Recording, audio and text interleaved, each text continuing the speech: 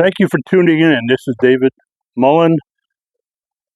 My road name is Buzz, and I am the Southern Route Coordinator for year 2026. First thing I want to do is read the mission statement for Run for the Wall. Firstly, to promote healing among all veterans and their families and friends, to call for an accounting of all prisoners of war and missing in action, to honor the memory of those killed in action, and support our military all over the world. I've been in Run for the Wall since 2014. I've held leadership positions from tail gunner to assistant route coordinator. So I've done a lot of things I'm asking people to do for me in 2026. We've got a bunch of groups that do a lot to get us across the country. The road guards, they make sure we do it safe, they protect us, and they're the ones who contact and coordinate with law enforcement in different states, cities, and towns across the country. So, very important group that takes care of us. We have an outreach team headed up by Karen E. Forrester. Good lady, I've known her, and this is one of the main reasons that Run for the Wall gets known and gets introduced to the community. We have fuel team that makes sure we have about 250 bikes fueled in the quickest time possible. We also have a record that the fuel team wants to break. It's 9 minutes and 11 seconds to get through 225, 250 bikes. We have a staging team. They're very important because at the beginning of the day and after fuel stops, the staging team will direct you and put you in the proper location to deploy on the next portion of the run. It's very important, and they do it very well, and I'm looking forward to working with them. We have a medical team. We have nurses that ride at the back of the pack, and they're called upon when needed. Hopefully, they don't get to do anything but yell at us to make sure we hydrate, but they're a good group, and we trust them. We have a hydration team. This guy drives around all day with a big old trailer chunk full of snacks and different types of refreshment. Gatorade, Powerade, water, sometimes juice. They have bagged snacks. They have fruit.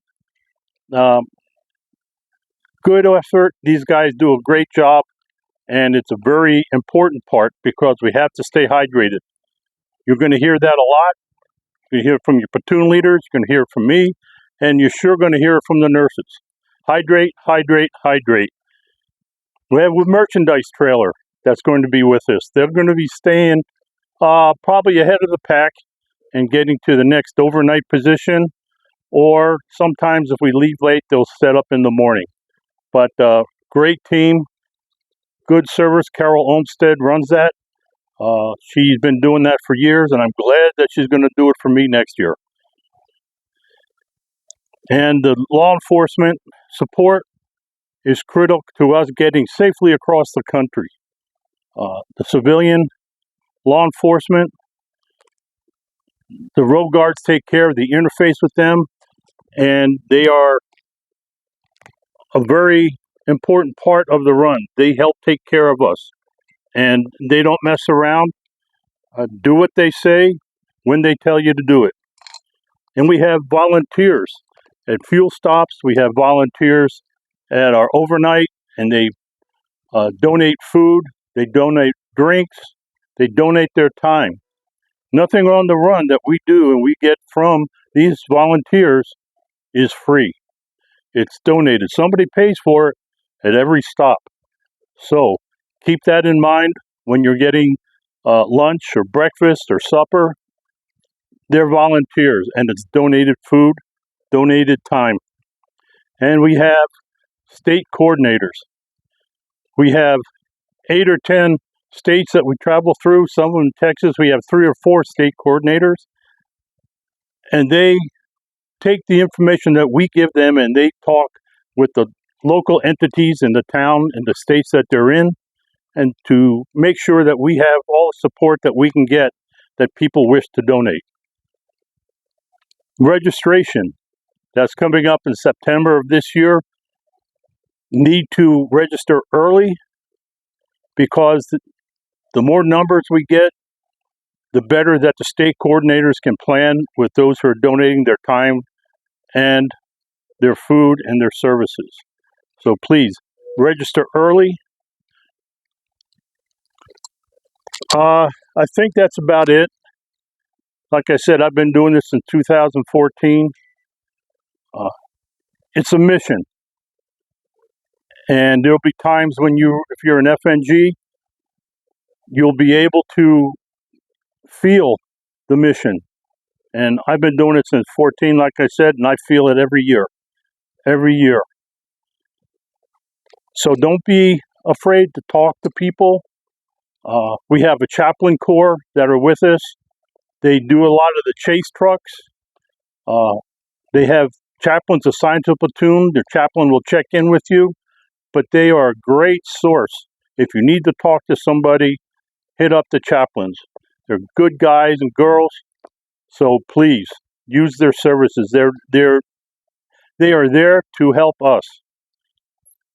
FNGs, if you go to our website, RFTW.us, you'll see the activities that are presented for the FNGs, and I encourage you to go visit the website. It's good, it's easy to navigate, and it gives you a lot of good information. We have a Run for the Wall forum. That's forum.rftw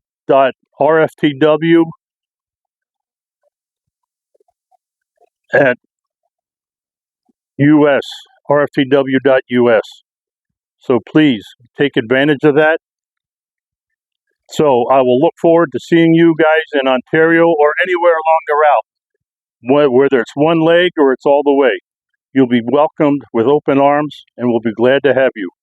Thank you for your time, and I'll see you in May. And I know it's not May yet, but I'm going to ask, is it May yet? Thank you.